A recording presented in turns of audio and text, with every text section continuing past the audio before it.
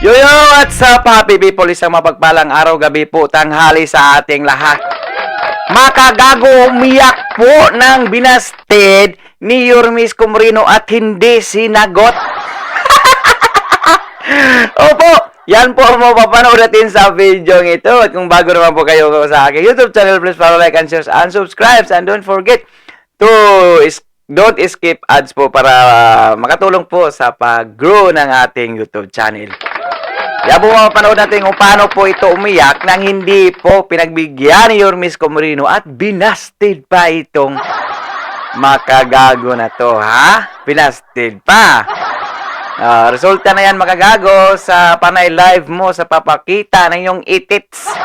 So without a further ado, let's begin.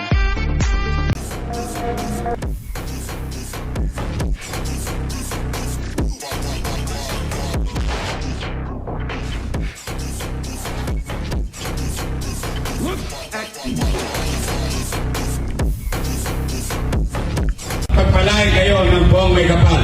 Manila! God first! Hanggang ngayon mga boss, hindi tayo masagot ni Boy Benta aka Isko Rap. Darating ang oras, Ayan. magiging opisyal ang lahat. Basta Yung pagbebenta niya, yung ipinagbenta niya ng Divisoria at ng halos lahat ng kamay nilaan. Saan po niya dinala yung mga pera na yon, mga madalas niya sagot, hospital at elementary school. Ang tanong, nasaan po ang hospital at ang mga elementary school na sinasabi? Wala talaga tong alam tong taong to. Ay, nako sa'yo, magagago. Huwag kang umiyak kung basti din at hindi ka sagutin ni Yormis Comoreno. Ha? Mga boss, hindi tayo masagot ni Boy Benta aka Isko Rap at ng kanyang mga vlogger tulad nila Banat Bay, no? Hindi po tayo nila masagot kung saan dinala ni Isko. Sino ka ba para sasagutin niya? Ha? Sino ka?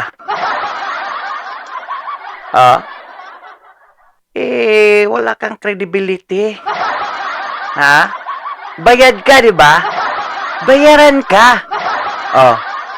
Walang may ganang taong sasagot sa YouTube mall. Amaw, tulunggis.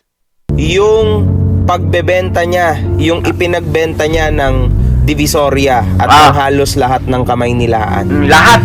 Saan po niya dinala yung mga pera na yon, mga Saan? boss? Yan ang question. Okay? Ito ang sagot. Madalas niya sagot, hospital at elementary school. Ang tanong, nasaan po ang hospital at ang mga elementary school na Sige ka ngayon. Ha? Paki-record nito para malaman mo kung saan dinala ni Yormis Comoreno. Ha? Paki-record. Kasi wala kang alam eh. Banat ka lang. Wala ka talagang kaalam-alam. Nagmukha ka tuling-tok mo, tanga. sabi niya. Mahalaga ang pagkakaroon ng isang magandang healthcare system ng isang bansa. Panoorin mo to! Iyan ay nakita ng bawat Pilipino ngayong panahon ng pandemya. Maraming buhay ang nailigtas pa sana kung mayroon lang sapat na kapasidad ang ating mga ospital.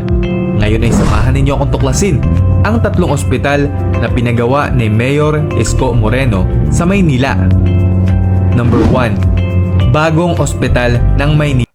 Ayan na yung sinasabi mo kung saan na yung ospital, saan na yung paaralan. Ha? Para matauhan niyang napakaluwang ng tornilyo ng ulo mo. Magpa-check up ka na sa espesyalista. Resulta yan sa palagi mong pag-live, papakita ng itits mo. At resulta na yan sa mga dura ni Flo G sa'yo. Ha?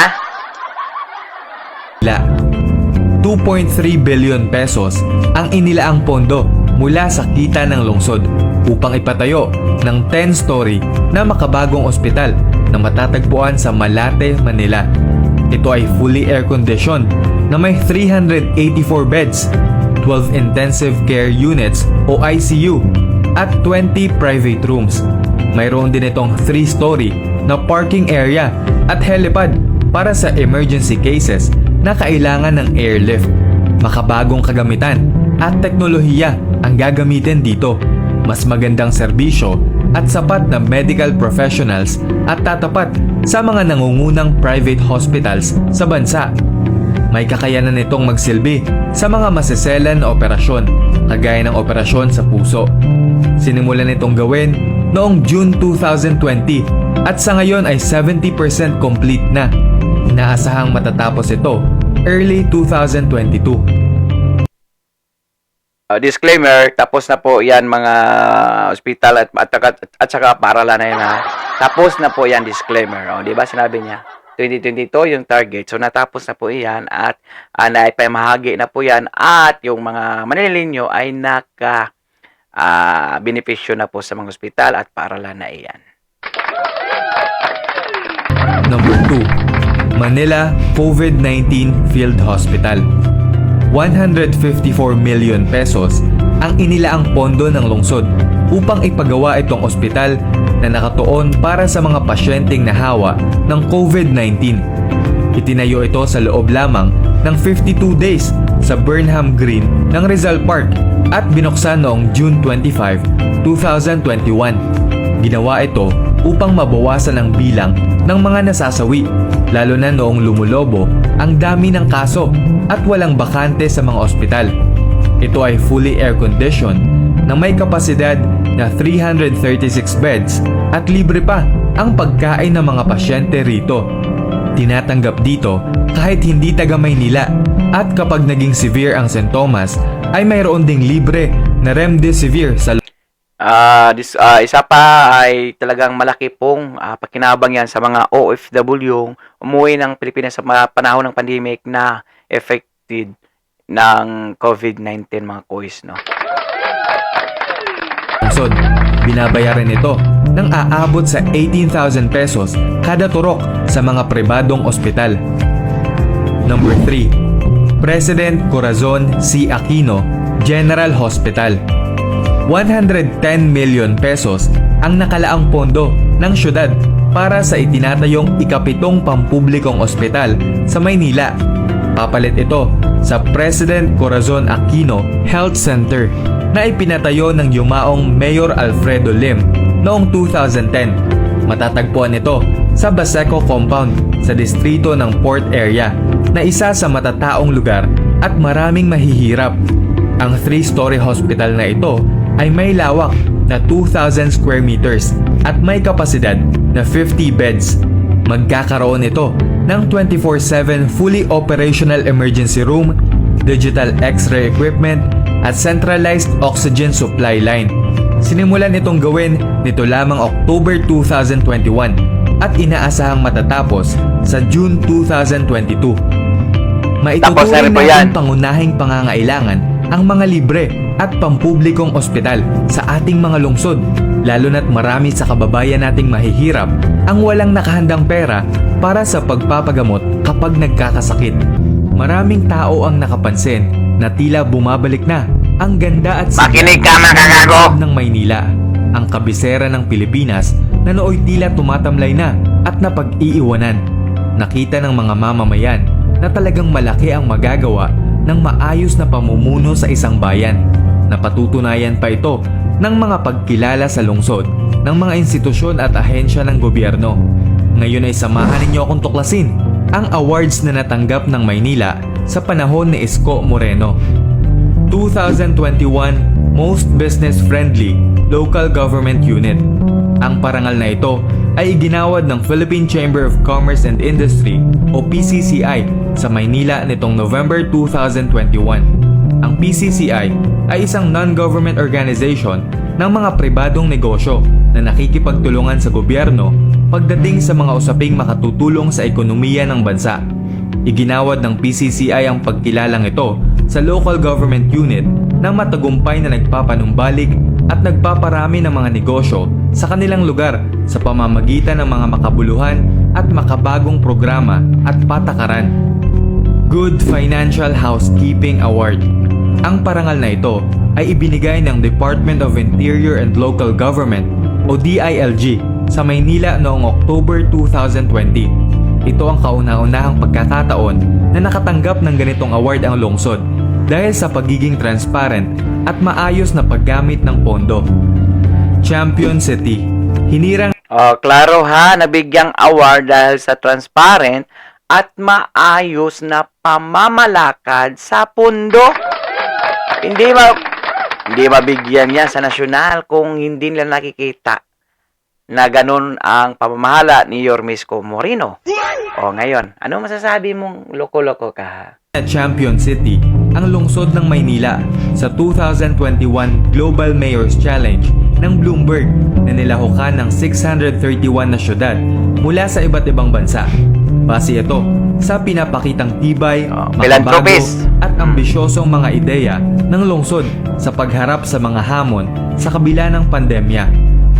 3 awards naman ang nasungkit ng Maynila sa ginanap na Digital Governance Awards 2021. Ito ay inilunsad ng Department of Information and Communications Technology o DICT upang kilalanin ang inisyatiba ng mga lokal na pamahalaan na iangkop ang kanilang pamamahala at proseso sa mga makabagong teknolohiya.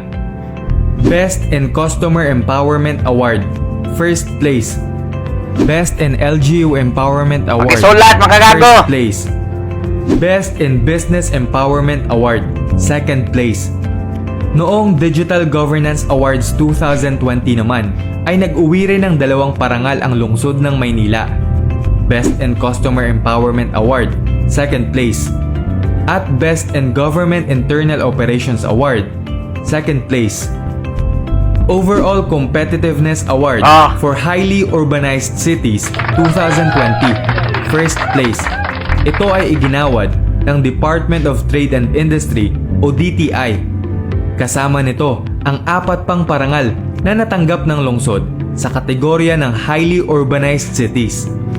Most Competitive in Infrastructure Award, Ayun mga first bahay, place. hinanap mo. Most Competitive in Government Efficiency Award, first place. Most Competitive in Economic Dynamism Award, third place.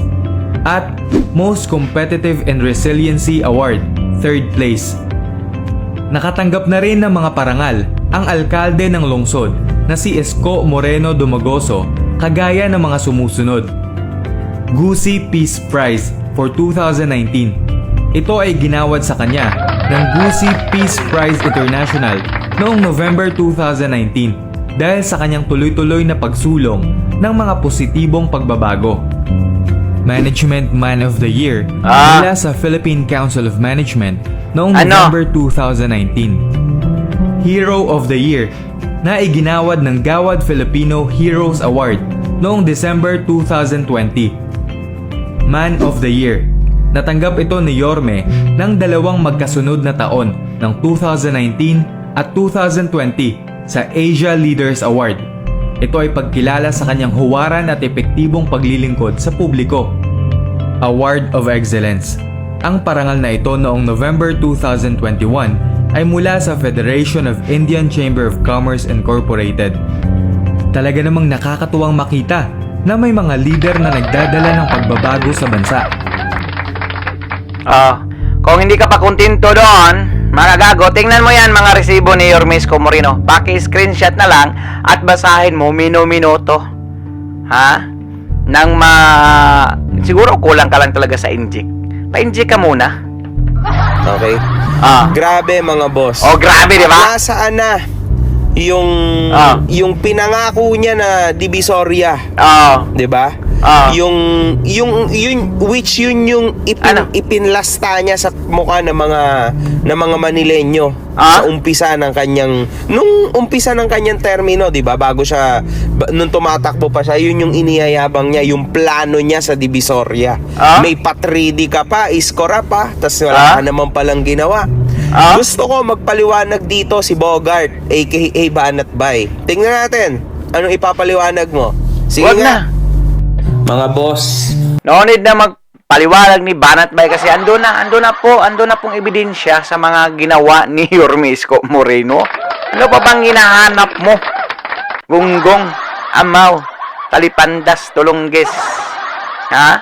Ngayon, paiyak-iyak ka dahil hindi ka sagutin ni Yormisco Moreno. Who you? Ha?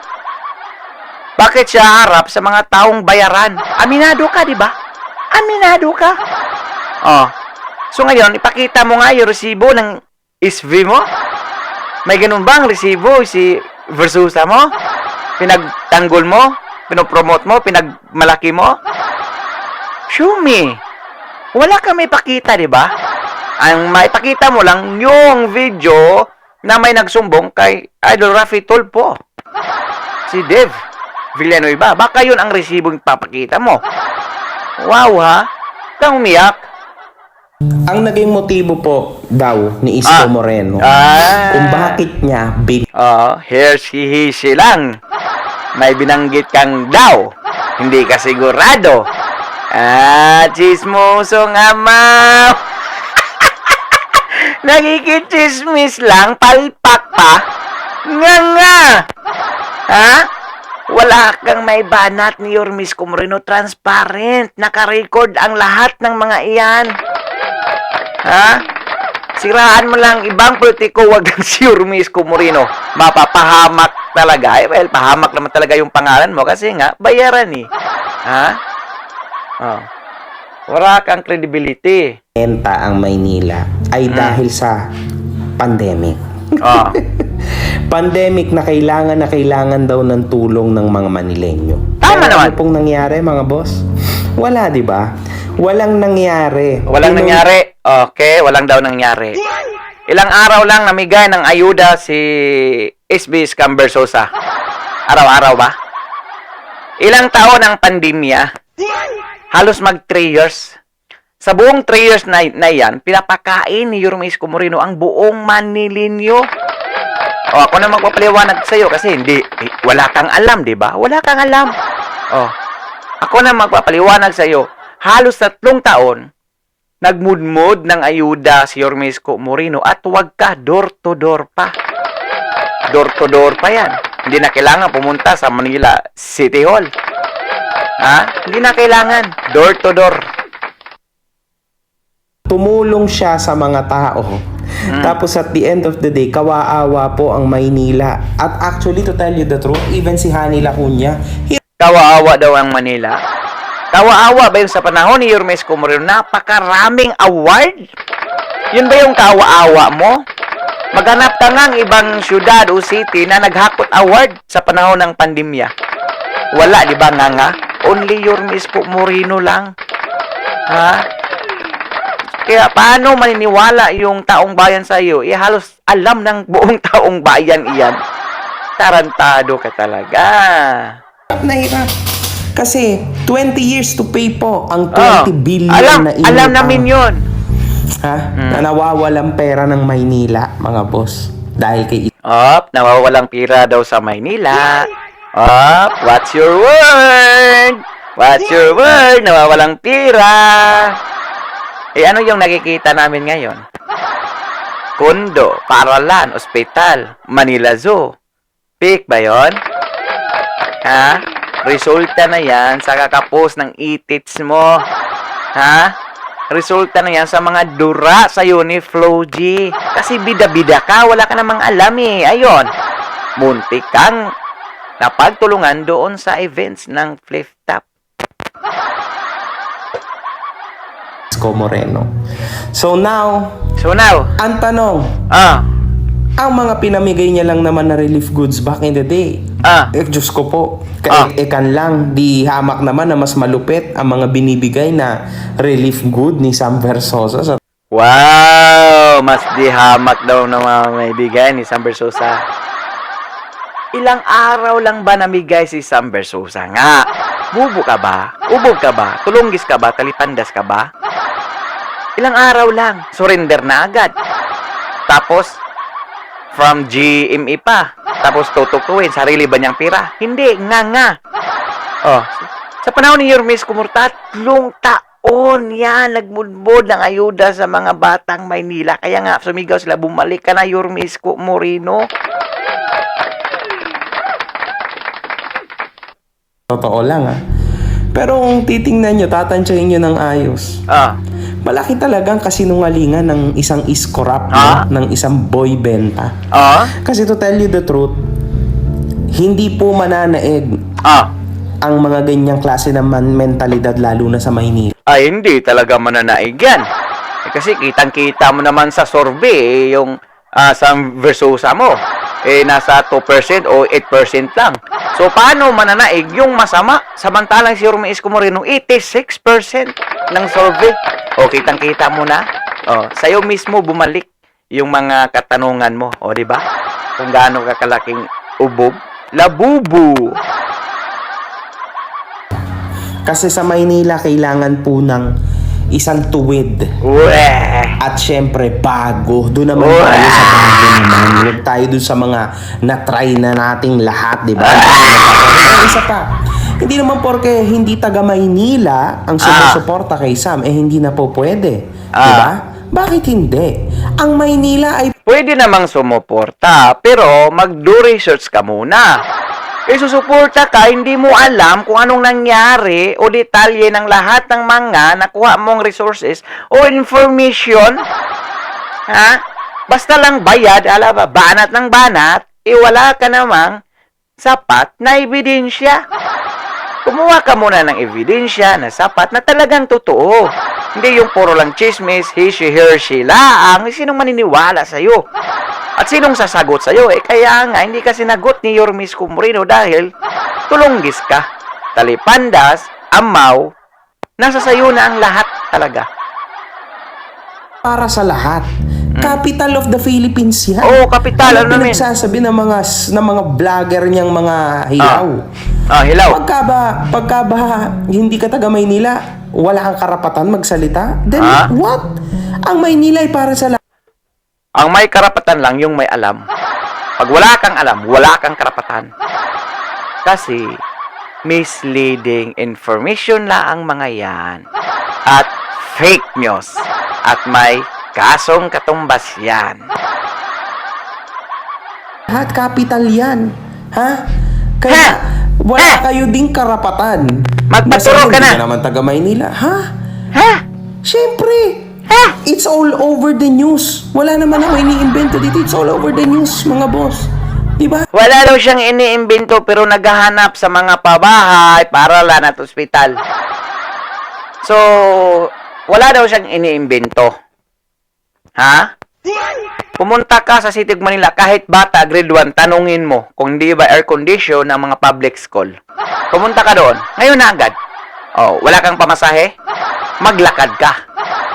Oh, ang lakas mo mang chismis, wala ka palang pamasahe.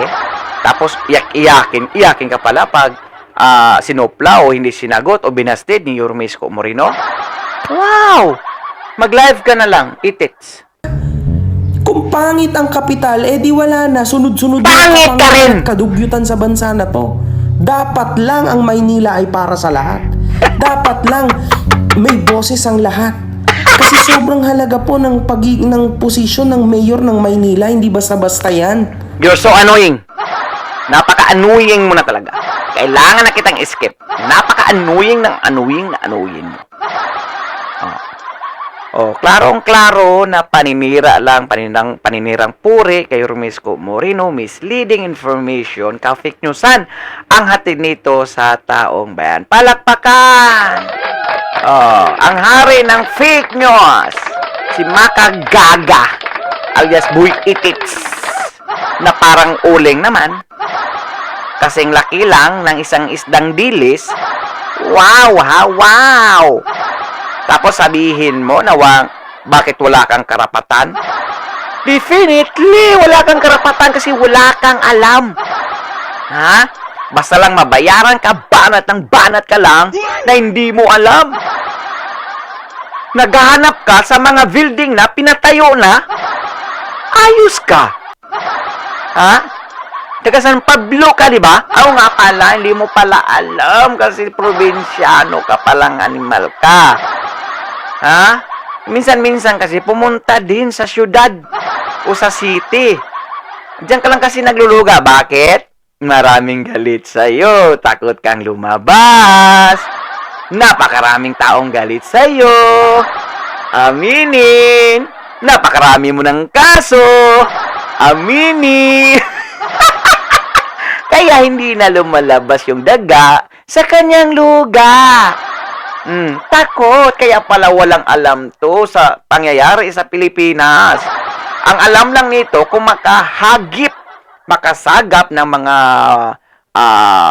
ka-fake newsan sa social media, ayun.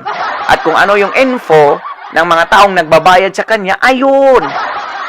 Tapos walang do research, banat ng banat. Pero alam naman niya siguro, pero once kasi na isa kang bayaran, ang lahat ng mga alam mo ay talagang tatakpan mo iyon para lumabas ang paninira ng isang taong gumagawa ng mabuti. Well, ang tanong, may maniniwala pa ba sa'yo? Ha? Kahit hindi ka na lumabas sa luga mo, mag-do research ka na lang sa Google.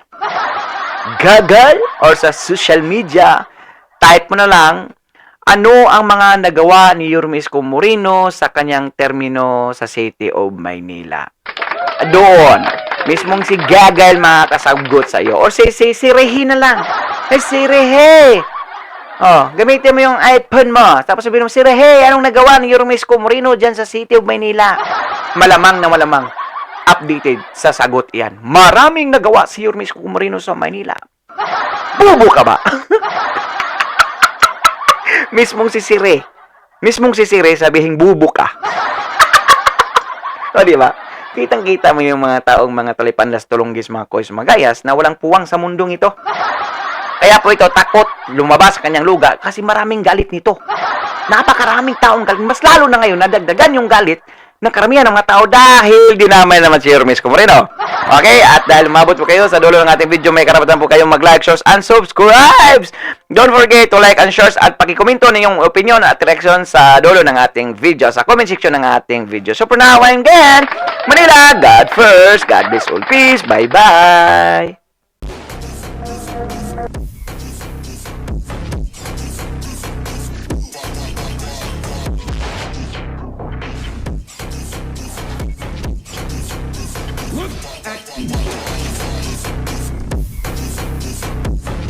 Pagpalain kayo ng buong may kapal. Manila, God first.